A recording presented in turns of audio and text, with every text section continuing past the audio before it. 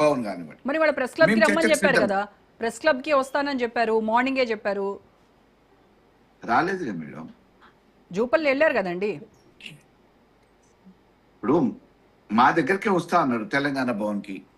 వారు ఎక్కడ ఉన్నారో అక్కడ పోవడానికి ఇప్పుడు సిద్ధమై బయలుదేరినప్పుడు పోలీసు ఇప్పుడు గవర్నమెంట్ వాళ్ళదే కదా, వాళ్ళ చనువుతోనే కదా, వాళ్ళ ప్రమేయంతోనే కదా అరెస్ట్ చేసింది.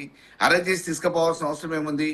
ఆ రోజు వారేమన్నా మామూలుగా సామాన్య వ్యక్తి ఏం కాదు కదా. ఆయన కూడా అసెంబ్లీలో అనేక సందర్భాలలో మాట్లాడిన వ్యక్తి, తెలంగాణ ఉద్యమకారుడు, 6 సార్లు శాసనసభకు ప్రాతినిధ్యం వహించిన వ్యక్తి, ఆర్థిక శాఖ మంత్రిగా ఇతర అనేక శాఖలు నిర్వహించిన వ్యక్తి.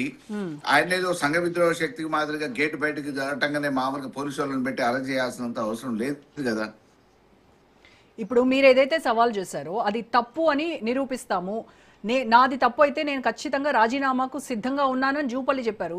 మరి మీది తప్పు అయితే, మీరు చేస్తున్నటువంటి ఆరోపణలు తప్పు అని నిరూపితమైతే మరి బావమర్దుల వెంట రాజీనామా మాట రావట్లేదు తప్పుకుంటామని చెప్పిరండి.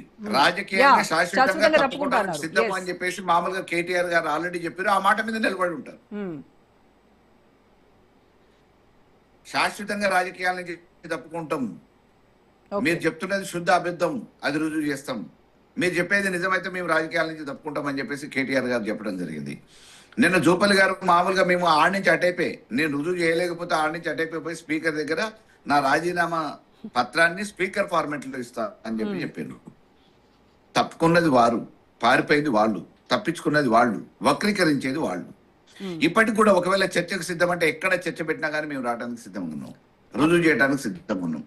తెలంగాణ ఎందుకు అసెంబ్లీలో పెట్టొచ్చు కదా, అసెంబ్లీలో చర్చించండి, అసెంబ్లీలో శ్వేతపత్రాలు విడుదల చేయండి, దానిపైన ఓటింగ్ పెట్టండి.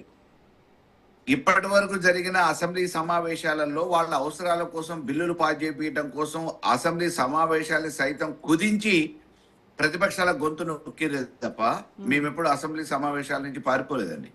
మేము వాయిదా తీర్మానాలు ఇచ్చినాం. అనేక రకమైన సమస్యలు ఉన్నాయి. ఇప్పుడు రాష్ట్రం, రైతులు కానీ ఇతరత్ర వర్గాలు కానీ ఏ విషయాల గురించి అయితే ఇబ్బంది పడుతున్నారో ఆ విషయాల మీద చర్చ పెట్టాలని వాయిదా తీర్మానాలు ఇస్తే ఏకపక్షంగా వాయిదా తీర్మానాలని తోసిపుచ్చారు తప్ప చర్చ చేపట్టలేదు.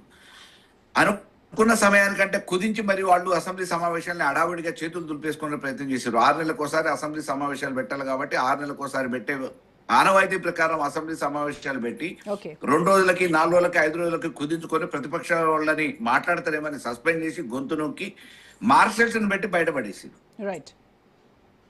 ఇప్పటికి కూడా మేమేమంటున్నామంటే తెలంగాణ గౌరవాన్ని కాపాడటానికి, ఎవరు ఏం చేసిరు అనేది నిరూపించడానికి మీరు 4 లక్షల కోట్ల రూపాయల అప్పు తీసుకొచ్చి అందాల పోటీల్ని నిర్వహించారు, ఫుట్బాల్ ని